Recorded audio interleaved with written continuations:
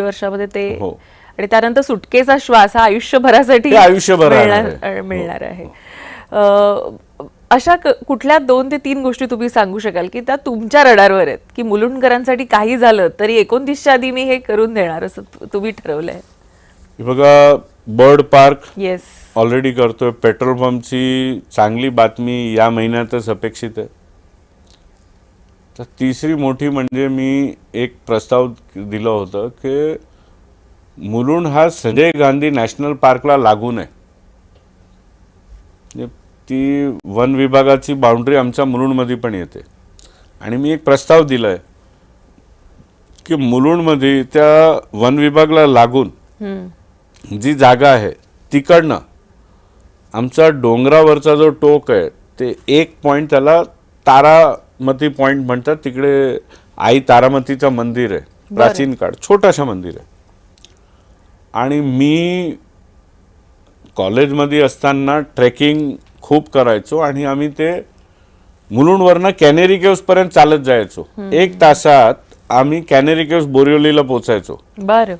पण तुम्ही जसं तारामती मंदिरच्या पॉइंट वरती पोचले की तुमचा समोरचा जो दृश्य आहे तो एवढा सुंदर आहे की तुम्ही कल्पना नाही करू शकत की अशी नैसर्गिक सौंदर्य असणारी जागा हे मुंबईमध्ये आहे. बरं.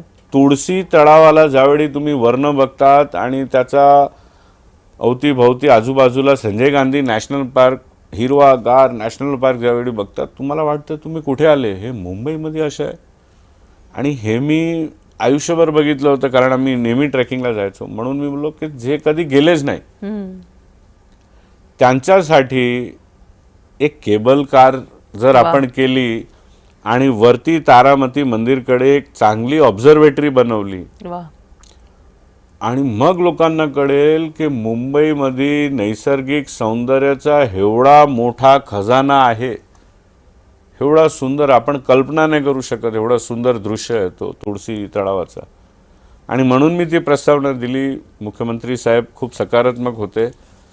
आता PWD विभागाने त्याचा कन्सल्टंट याची अपॉइंटमेंट केली आहे की त्यांनी पूर्ण डिझाईन, कॉन्सेप्ट, फिजिबिलिटी तयार करून प्रेझेंटेशन द्यावा. त्याचा पहिला टप्पा आम्ही बघितलाय, खूप सुंदर आहे.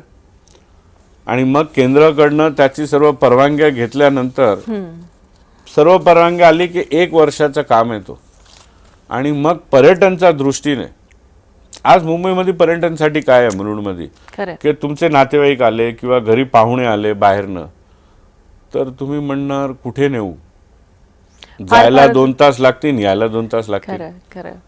आज पर्यटनासाठी एके बाजूला जागतिक स्तराचा बर्ड पार्क, केबल कार झाला तर आपली तरुण पिढी ते ज्येष्ठ नागरिक पर्यंत जे काही त्या तिकीटचा शुल्क असेल 100-200 रुपये दिले, 10 मिनिटात तुम्ही वरती पोचले, एक चांगला आनंद, नैसर्गिक आनंद घेतला, तासाभरात खाली आले.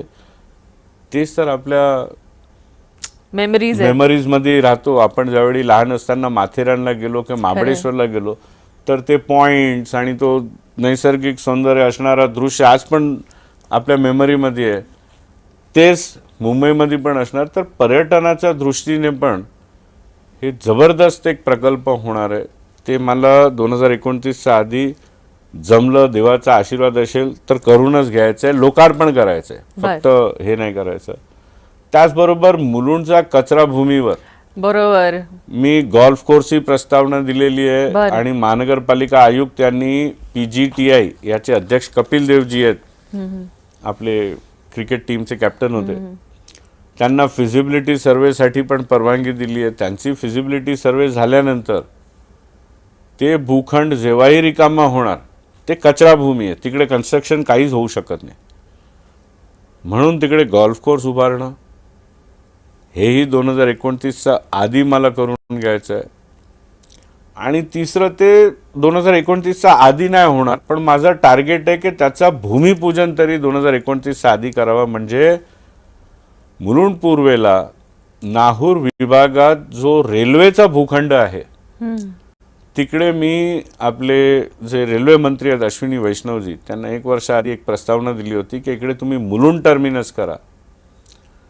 आणि मुलुंड, भांडूप, विक्रोळी इथे खूप मोठी कोकणी वस्ती आहे. आज त्यांना कोकणाला वर्षात, आपल्याला माहिती आहे कोकणी माणूस वर्षात 2दा तरी गावाला जातो.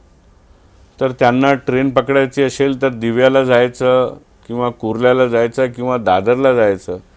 त्यापेक्षा हे मुलुंड टर्मिनसमधनंच कोकणासाठी आणि इतर राज्यांसाठी जर टर्मिनस बांधून आपण ट्रेन सोडली, त्याचे 2 मोठे फायदे आहेत.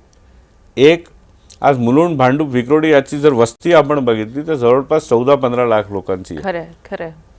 हे 14-15 लाख लोक Kurla, Bandra terminus, Dadar terminus, Chhatrapati Shivaji Maharaj terminus पर्यंत सामान घेऊन प्रवास करतात आणि तिकडनं ट्रेन पकडतात.